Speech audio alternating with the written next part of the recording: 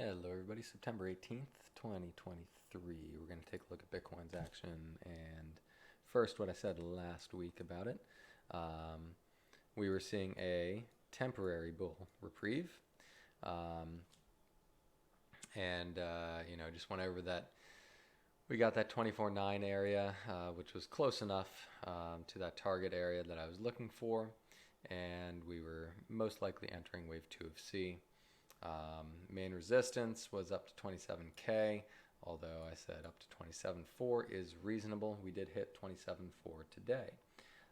We did not get above 27.4, not on a sustained basis anyway. And we obviously didn't get to 27.8, which would have invalidated the current setup. Even if we did, I said it really wouldn't have made much of a difference unless the bulls made 5 waves above that level. So at that time a week ago, I said things are playing out as expected. Was looking for a bounce to 26, 27, which we've now seen, and then a nice big sell-off down to 22, which I believe we have begun. So let's take a look here and see what we're dealing with. So zooming out just a little bit here, this initial leg down from that 31, 32K high, I'm counting as our A wave. We then have our ABC up for B right here, and we're working on C.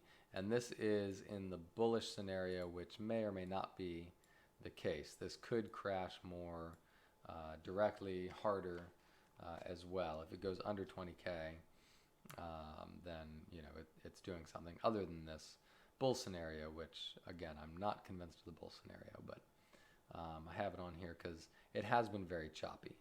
So at this point in time, I'm giving it the benefit of the doubt anyway. We'll see if it plays out. But we should be seeing a C wave down. Now within that C wave, we should see 5 waves.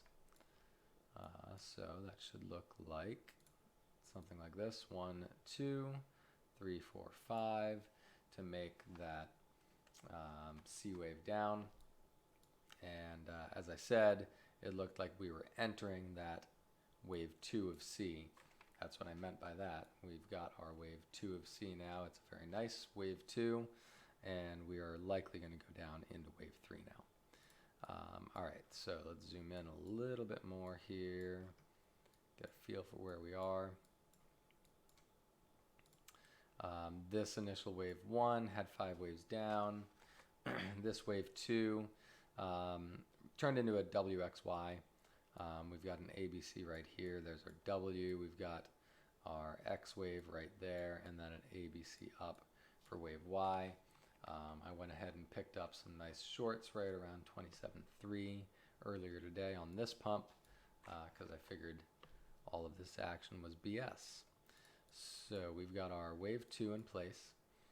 As you can see, we did not get above 27.350, 27.4 on a sustained basis. That would have been our warning line right there, and then invalidation of that would have been above 27.8. Let me just quickly review what I mean by even getting above that, doesn't get us out of the woods. If we got above that, I would have counted this mostly as A, B, and C, and then still expected it to go down, unless the bulls gave us 5 waves up. They've pretty much already screwed their chances of that. So I'm not expecting that to play out, getting 5 waves up, and therefore, down, down, down, down is the main expectation here. So now that we have our 1 and our 2, I think, in place, most likely, unless we get another pump here out of nowhere, I can get some better targets here for 3, 4, 5. So we'll pull our fib here, and we're going to put a little box on.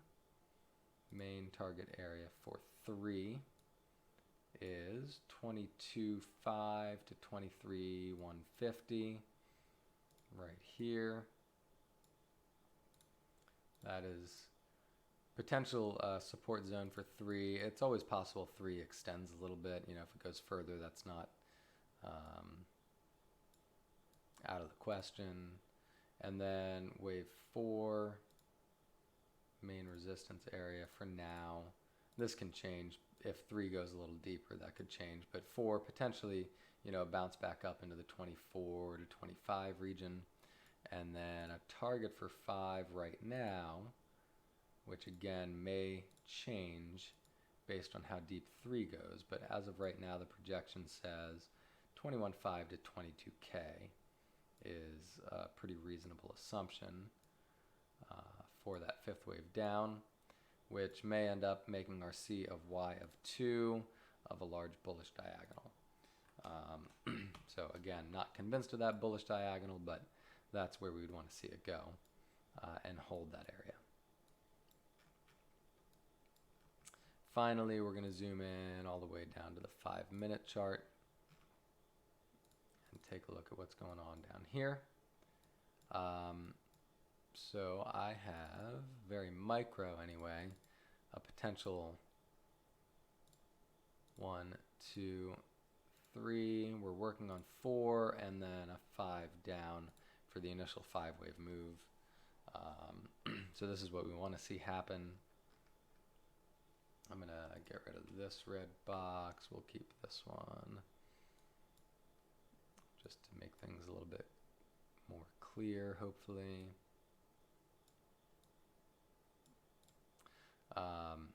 So resistance for 4 is right here, which you can see it's tested a couple times. Looks like we're doing a flat ABC for 4, A, B, C.